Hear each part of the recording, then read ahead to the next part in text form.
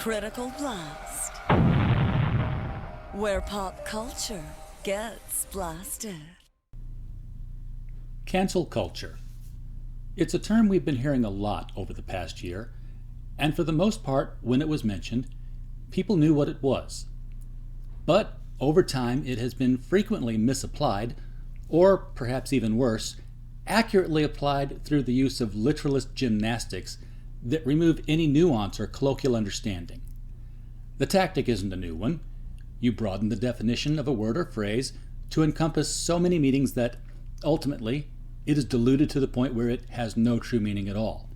It's a trick as old as Humpty Dumpty from Lewis Carroll's Through the Looking Glass and What Alice Found There, when he said, "When I use a word, it means just what I choose it to mean, neither more nor less."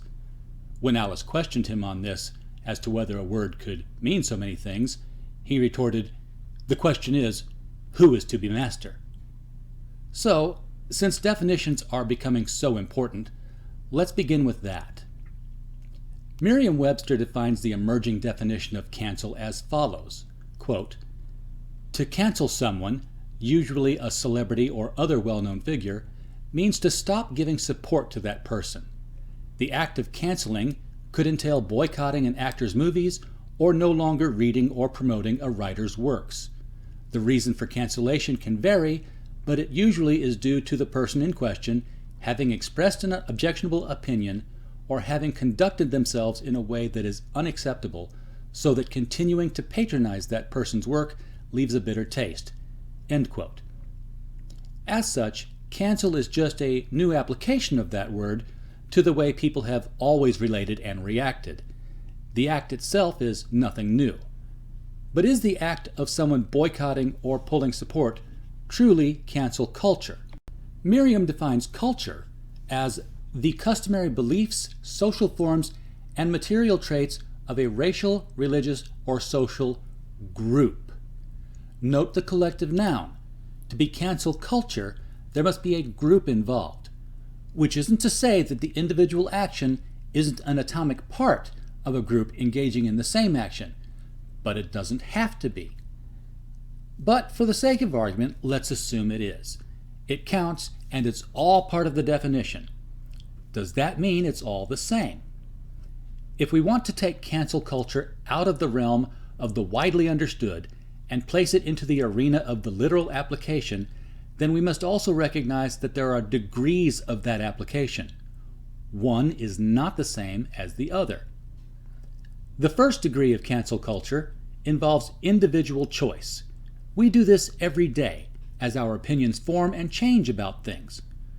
Recently, well-known YouTuber Jeremy Hambley of The Quartering expressed in a tweet that he regretted deeply having promoted Earthworm Jim, a graphic novel project of Doug TenNapel released through Kickstarter. Many considered that Jeremy was engaging in cancel culture with this statement, even though he was not identifying with any group or making any call to action to deplatform creator Doug TenNapel, who, by the way, was not the object of Hambley's statement. The object was the Earthworm Jim project. Because The Quartering has such a wide audience, the statement was considered a passive dog whistle to his followers to take action. And to be sure, there was no doubt an influence. But then the question is to be asked, if Jeremy's support for a project, if his personal and publicly expressed opinion has changed, what recourse does he have? He not only has the right, as an individual, to change his opinion and act and speak accordingly, but as a public figure, he actually has the responsibility to state when his stance has changed. If he doesn't, then his original published statements remain canon and can be used to represent him in the current moment using a no longer applicable opinion from the past. We all do this. We end up not liking something and we pull our support.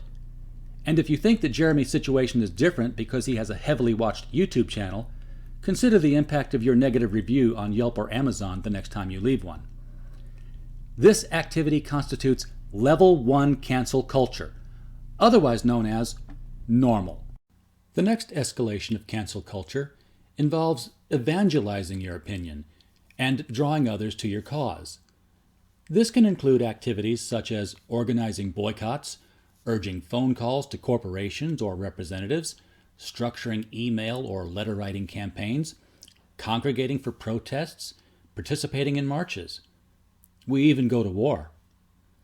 We do this when we think something is particularly egregious. And again, this is nothing new. We canceled British rule in the 18th century. We canceled voter discrimination in the 20th century. We did it because enough people organized against something they didn't like and they wanted to change it. This is also normal. But to differentiate it from level 1 cancel culture, we will label this one as level 2, passionate. Which leads us to level 3.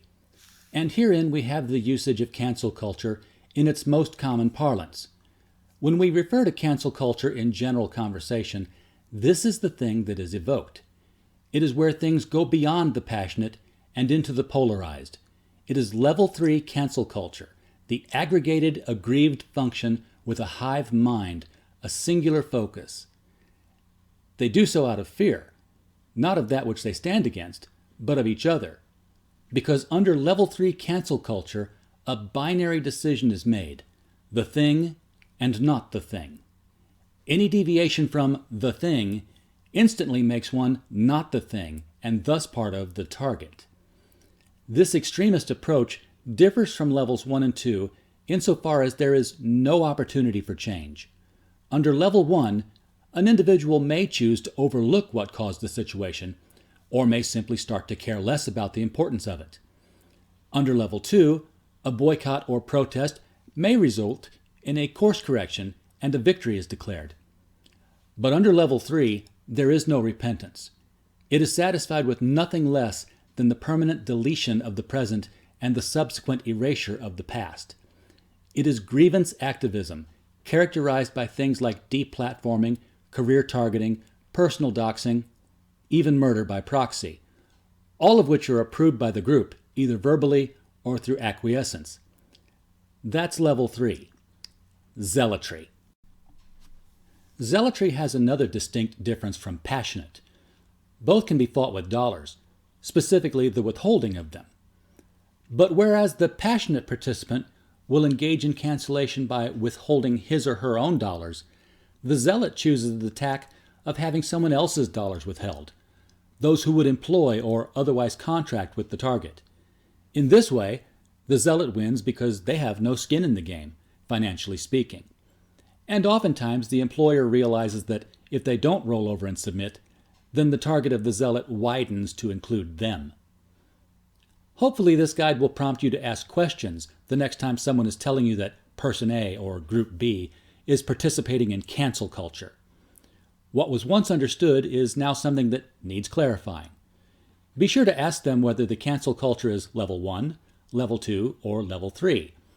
And if they don't know what you mean, educate them. Just be prepared that you may be expressing a set of opinions in front of a level 3 zealot, and you may become part of their target. Hi, thanks for stopping by for another Critical Blast video. The internet is a big place, and we know there are lots of other places you could be other than here, and we appreciate you being here immensely. If you enjoyed this kind of content, we hope you'll return for more. If you click the subscribe button, you'll get a little notification of when we produce new video content. If you would like to help the channel out, there are many ways to do so. Just visiting our main hub, criticalblast.com, will do wonders. But if you're more of a show me the merchandise type of person, there are links in the description of this video to our t-shirt shop, as well as links to Amazon for the books we publish under the Critical Blast Publishing imprint, including the urban fantasy anthology Gods and Services and the YA superhero novel Bulletproof by Stephen J. Mitchell. Thanks again for visiting this video. We hope you had a blast.